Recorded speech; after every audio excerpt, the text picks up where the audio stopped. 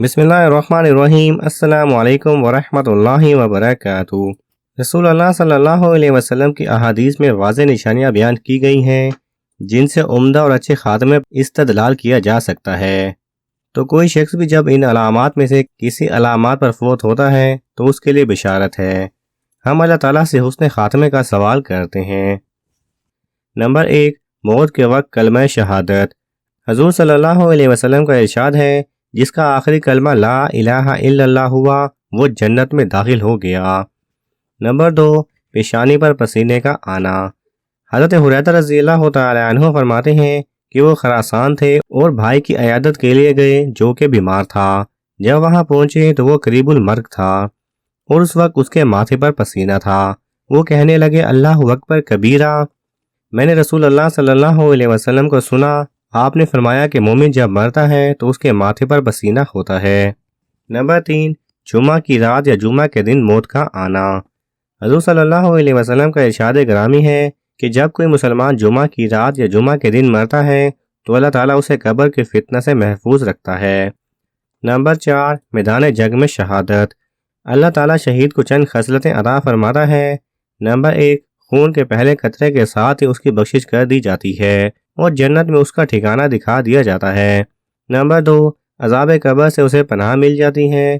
Number 3، بڑے خوف سے امن میں ہو جاتا ہے۔ نمبر 4، اسے ایمان کے زیور سے آراستہ کیا جاتا ہے۔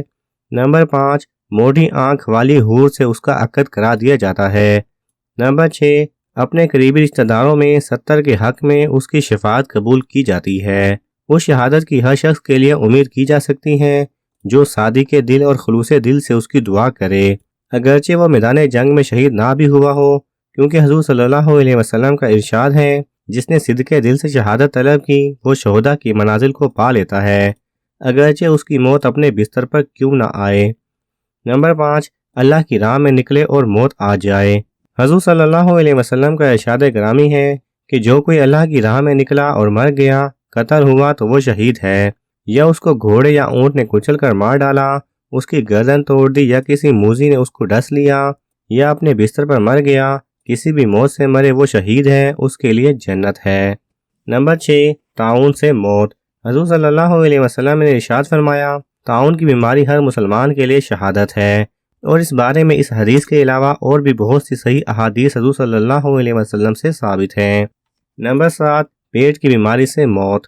حضرت ابو ہریرہ رضی اللہ تعالی عنہ سے مروی ہے کہ آپ صلی اللہ علیہ وسلم سے روایت فرماتے ہیں، آپ صلی اللہ علیہ وسلم نے فرمایا، جو پیٹ کی بیماری کی وجہ سے مر گیا وہ شہید ہے۔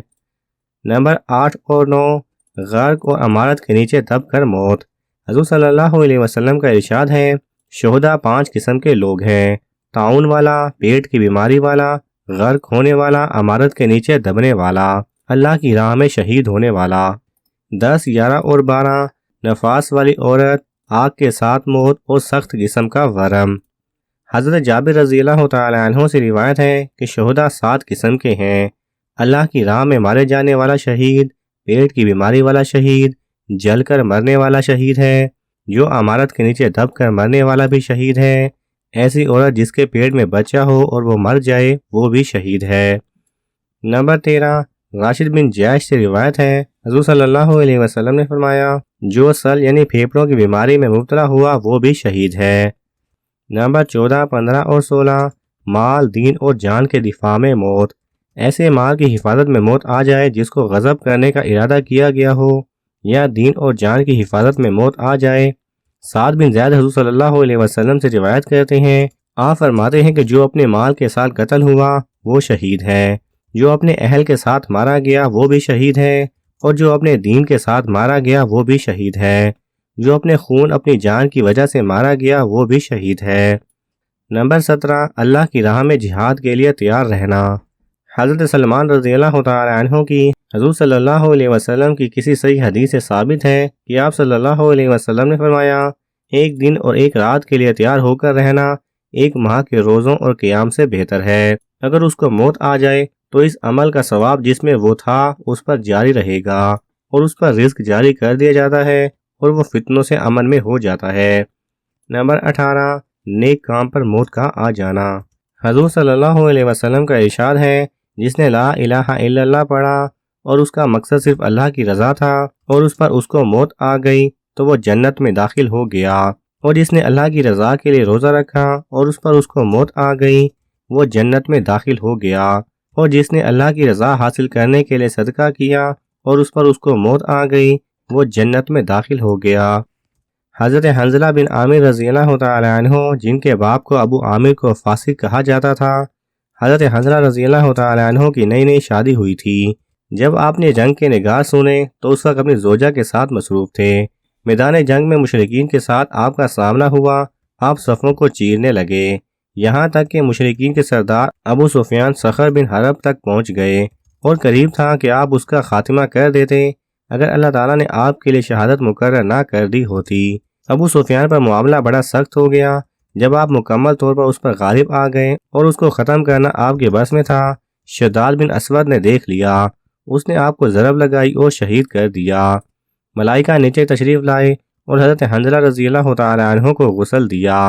حضرت عمر بن ثابت رضی اللہ تعالی عنہ اسیرم کے نام سے معروف تھے اور بنو عبداللہ الشہل سے آپ کا تعلق تھا۔ آپ رضی اللہ تعالی عنہ اسلام کا انکار کرتے تھے۔ جب احد کا دن آیا اللہ تعالیٰ نے آپ کے دل میں اسلام کی محبت ڈال دی، ان اچھائیوں کی وجہ سے جو آپ نے اسلام میں دیکھی۔ چنانچہ آپ نے اسلام قبول کر لیا اور اپنی تلوار لے لی اور نبی کریم صلی اللہ علیہ وسلم سے جا ملے۔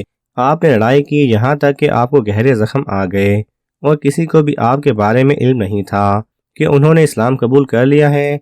جب جنگ ختم ہو گئی بنو عبد الشہال مقتولوں میں پھرنے گئے تاکہ اپنے مقتولوں کو تلاش کریں۔ اتنے میں انہوں نے اسیر میں عمر بن ثابت کو ڈھونڈ لیا اور اس وقت آپ میں زندگی کی کچھ رمق باقی تھی۔ وہ کہنے لگے واللہ یہ تو اس کا اسیرم ہے اور یہ تو آیا ہی نہیں تھا، اور ہم اسے جنگ میں شامل ہونے سے انکار کی وجہ سے چھوڑ کر آ گئے تھے۔ پھر انہوں نے پوچھا تم یہاں کیوں آئے؟ اپنی قوم کے ساتھ محبت کی وجہ سے یا اسلام میں رغبت کی وجہ سے؟ عمر بن ثابت رضی اللہ تعالی عنہ نے فرمایا میں اسلام میں رغبت کی وجہ سے آیا ہوں۔ میں اللہ اور اس کے رسول صلی اللہ علیہ وسلم پر ایمان لایا، پھر میں نے رسول اللہ صلی اللہ علیہ وسلم کی بیعت میں جنگ کی، یہاں تک کہ میری حالت یہ ہو گئی جو تم دیکھ رہے ہو۔ اس وقت ان کی موت واقع ہوئی۔ صحابہ کرام نے اس کا ذکر حضور صلی اللہ علیہ وسلم کے سامنے کیا تو آپ نے فرمایا وہ جنتی ہیں۔ حضرت ابو ہریرہ رضی اللہ تعالی عنہ فرماتے ہیں اس نے اللہ تعالیٰ کے لیے ایک نماز بھی نہیں پڑھی تھی۔